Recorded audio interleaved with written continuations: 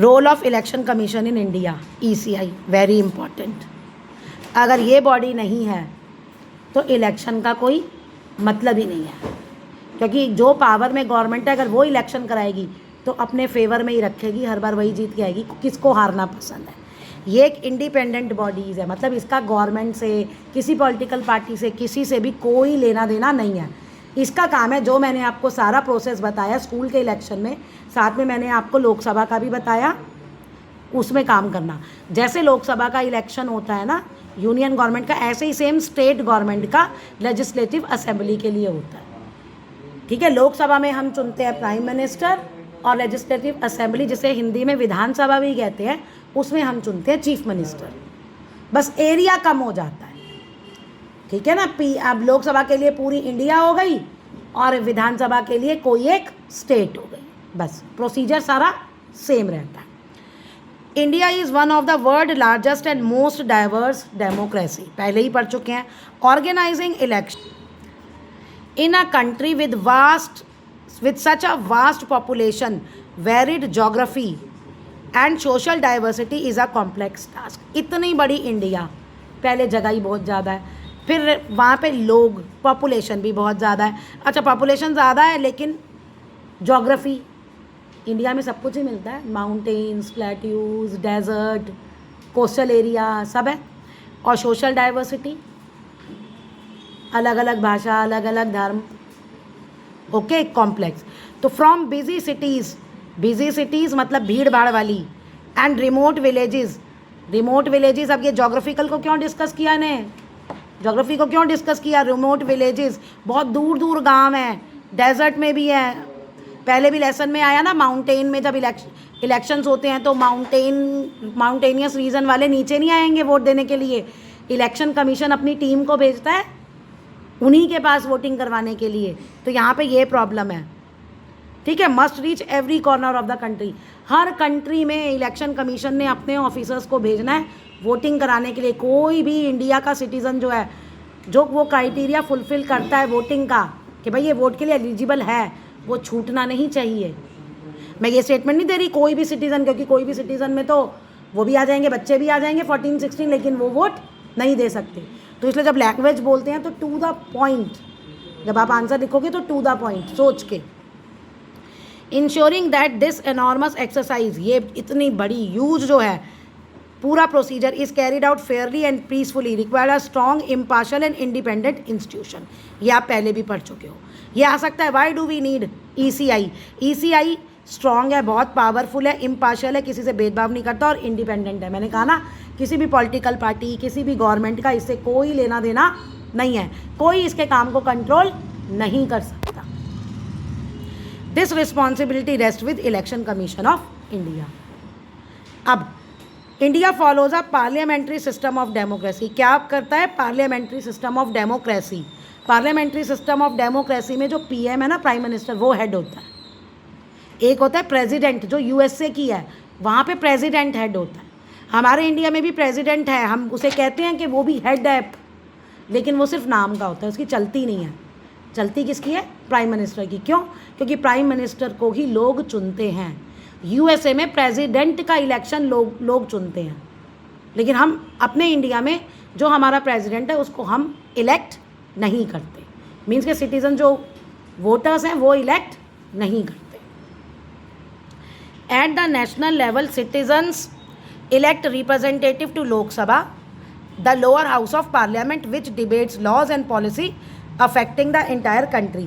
कहते हैं national level पे सिटीजन्स जो है वो क्या करते हैं, हम लोकसभा के रिप्रेजेंटेटिव्स को चुनते हैं, जो मैंने आपको पूरा प्रोसीजर बनाया था, वो होते हैं मेंबर ऑफ पार्लियामेंट, जिन्हें MPs भी कहा जाता है। और यही लोग फिर पार्लियामेंट में बैठ के डिबेट करते हैं और हमारे पॉलिसीज़ बनाते हैं। और स्टेट और यूनियन टेरिटरी लेवल पे वोटर्स किसको इलेक्ट करते हैं? लेजिस्लेटिव असेंबली, जो मैंने बताया था। जैसे नेशनल लेवल पे लोकसभा है, ऐसे ही स्टेट लेवल पे क्या है? लेजिस्लेटिव असेंबलीज, और which focus mainly on the regional issues. जैसे यूपी का इलेक्शन हुआ, तो वो यूपी का इलेक्शन में जो मेंबर्स चुने जाएंगे वो किस पे फोकस करेंगे? यूपीज़ के इशू पे। आसाम का इलेक्शन होगा तो आसाम के मेंबर्स किस पे फोकस करेंगे? आसाम पे। लेकिन अगर नेशनल लेवल का इलेक्शन होगा तो कहाँ फोकस होगा? पूरे इंडिया पे। और जो आप ये स्टेट के लिए चुनते हो इनको कहते हैं MLAs, member of legislative assemblies. तो एमपीज और एमएलए का भी डिफरेंस आपको पेपर में आ सकता है। इलेक्शन कमीशन इंडिया का वही ये कंडक्ट करता है, करवाता है और सुपरवाइज पूरा मॉनिटर करता है इन इलेक्शंस को कि पूरी डेमोक्रेटिक प्रोसीजर फॉलो हो, फ्री एंड फेयर इलेक्शन हो। यू में रिकॉल अर्लियर क्लासेस में इलेक्शन ग्राम पंचायत और अर्बन बॉडीज़ का पढ़ा है ना, लोकल कम्युनिटी म्यूनिसिपल पैलिटीज़ और कमेटीज़ का। ये कौन करवाता है? वो भी इलेक्शन कमीशन ही करवाता है वो भी। Election to parliament, state assembly and office to president, सारे इलेक्शन कौन मैनेज करता है? Election commission of India. तो अब है वही what is ECI। Election of commission India जो है वो एक इंडिपेंडेंट कॉन्स्टिट्यूशनल बॉडी है, इस्टेब्लिश इन 1950 में बनी। इट्स इंडिपेंडेंट इज़ एसेंशियल, ये ज़रूरी है, इसकी आज़ादी ज़रूरी है। क्यों? क्योंकि ये कमीशन जो है अलाउज अ कमीशन, अगर ये इंडिपेंडेंट है तभी कमीशन बिना किसी पॉलिटिकल पार्टी या गवर्नमेंट पावर के दखल के बिना काम कर सकता है। देखो अगर कोई पॉलिटिकल पार्टी दखल करेगी तो जो जीती हुई पॉलिटिकल पार्टी है वही तो फिर कहेगी इसको कि मेरे लिए पॉलिसी बना, ऐसा कर कि मेरी ही जीत हो। तो फिर हमारे लिए इलेक्शन जो है वो फ्री और फेयर नहीं होंगे अगर किसी पॉलिटिकल पार्टी या किसी भी इन्फ्लुएंशियल पावर का दखल होगा। फर्स्ट जनरल इलेक्शन इंडिपेंडेंट कहाँ इंडिया में कब हुए थे? 1951-52 में हुए थे। Making an important step in building India democratic system, यानी ये इलेक्शन हुए थे तो इसके बाद जो गवर्नमेंट बनी वो डेमोक्रेटिक गवर्नमेंट बनी, तब इंडिया पहला स्टेप इम्पॉर्टेंट डेमोक्रेटिक कंट्री बनने की तरफ। अब देखिए ECI जो है वो वर्क करती है वेल ऑर्गेनाइज स्ट्रक्चर, अच्छे से है, इसका पूरा सब ऑर्गेनाइज है। नेशनल लेवल पे इसका कौन है हेड? बहुत पावरफुल होता है भाई ये चीफ इलेक्शन कमीशन। अब इसको दूसरे इलेक्शन कमिश्नर मदद करते हैं, असिस्टेंट मतलब मदद। स्टेट, डिस्ट्रिक्ट और कॉन्स्टिट्यूएंसी लेवल पे, ये स्टेट का आ गया, डिस्ट्रिक्ट में आप कह सकते हो लोकल इलेक्शन, कॉन्स्टिट्यूएंसीज लेवल पे network of election officials work together. सारा ये जो अलग अलग है ना, सारे अलग अलग जगह ऑफिस होते हैं सब जगह, स्टेट्स में सब में, और वहाँ पे इससे लो रैंक के ऑफिशियल्स होते हैं, सब इकट्ठे मिल के काम करते हैं इलेक्शंस को मैनेज करने के लिए। वोटर लिस्ट बनाते हैं, वोटर लिस्ट बनती है पहले कि कौन कौन एलिजिबल वोटर है, वोट देने जा सकता है, और पोलिंग वाले दिन कैसे पोलिंग होगी उसको देखना, और काउंटिंग वोट्स जब काउंट होंगे वोट, ये सब काम इलेक्शन कमीशन की ड्यूटी होती है। Responsibility, the election commission of India performs a wide range of function, अलग अलग काम करता है, वाइड रेंज बहुत ज़्यादा काम है। To ensure election in India, ये पक्का करने के लिए कि फ्री फेयर और ट्रांसपेरेंट, यानी कोई धांधलेबाजी ना हो। अगर आप कोई इन्फॉर्मेशन चाहते हो तो आपको वो इन्फॉर्मेशन मिलेगी।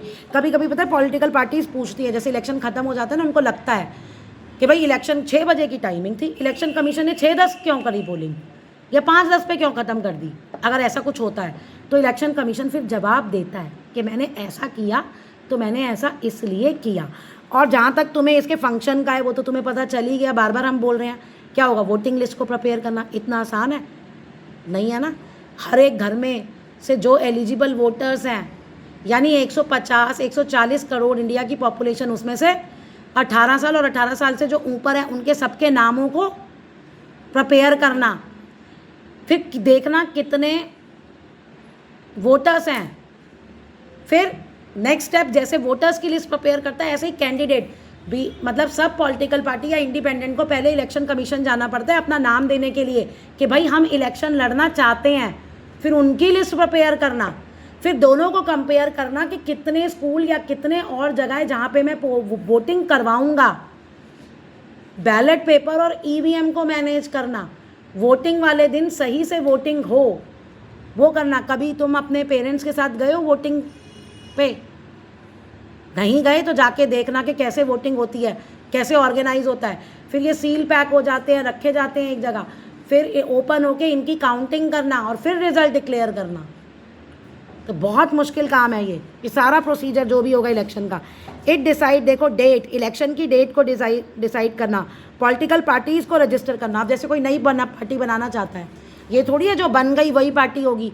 कोई, मैं मान लो नई पार्टी बनाना चाहती हूँ तो मेरा अपना मन थोड़ी है मैंने नई पार्टी बना दी।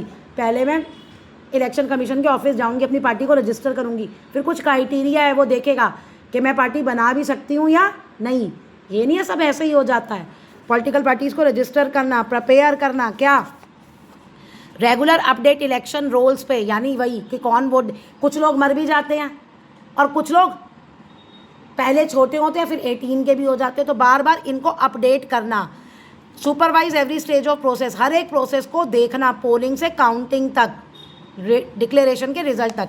ECI ऑल्सो एग्जामिन कंप्लेंट और डिस्प्यूट, बताया था ना ट्रांसपेरेंट में कंप्लेंट और डिस्प्यूट जो आती है ना इलेक्शन में, कोई भी कंप्लेंट कर दिया, झगड़ा हो गया, ठीक है, और अगर कहीं पे उन्हें लगता है ना कि सही से वोटिंग नहीं हुई है तो वहाँ कैंसिल करके दोबारा से करवाते हैं उस जगह पे।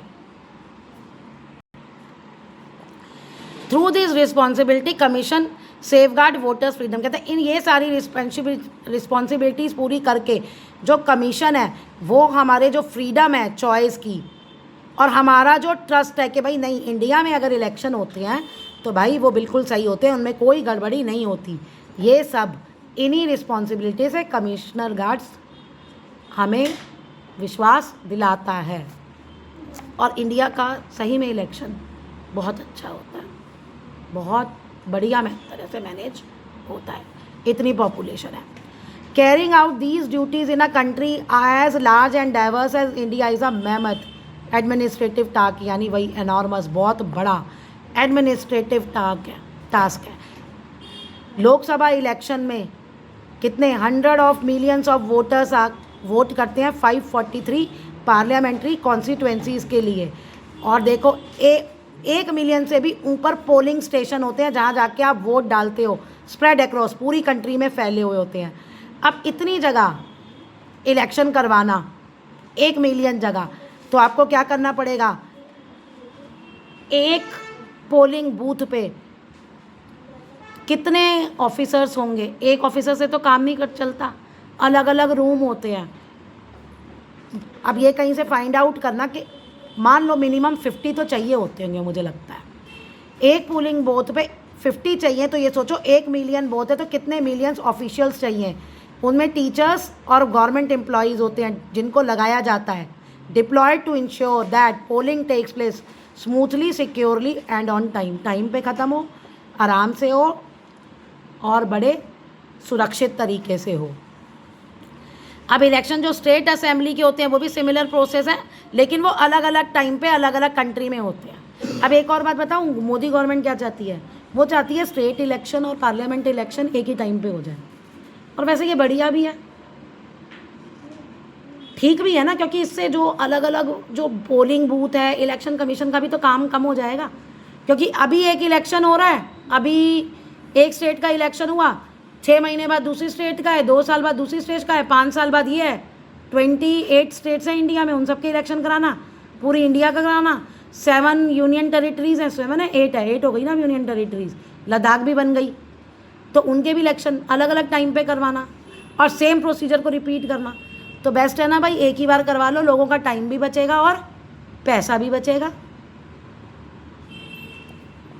As a result election commission is almost engaged, हमेशा मतलब ऑलमोस्ट हमेशा प्रिपेयर और कंडक्टिंग समवेयर इन इंडिया, कभी कहीं ना कहीं हो ही रहे होते हैं। Constant responsibility highlight the central law,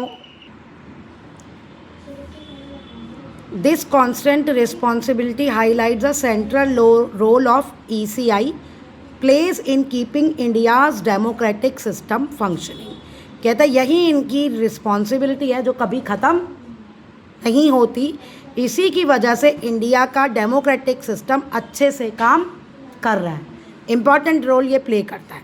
अब है technology and transparency to manage elections efficiently, अच्छे से हों और ट्रांसपेरेंसी मेंटेन रहे, मतलब क्या हो रहा है, कैसे हो रहा है, सब कुछ पॉलिटिकल पार्टीज़ हो या सिटीजन्स हो सबको पता हो।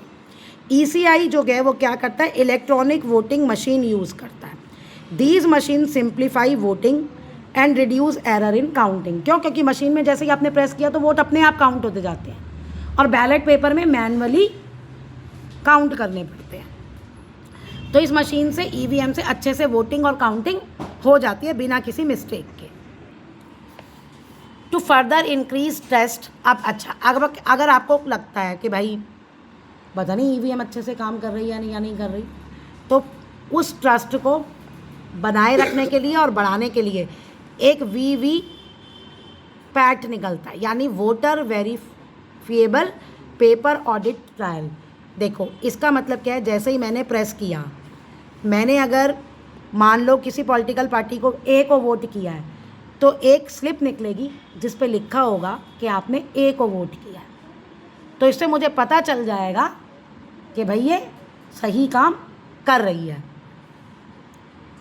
तो system allows voters to see a printed slip confirming that their vote has been recorded correctly।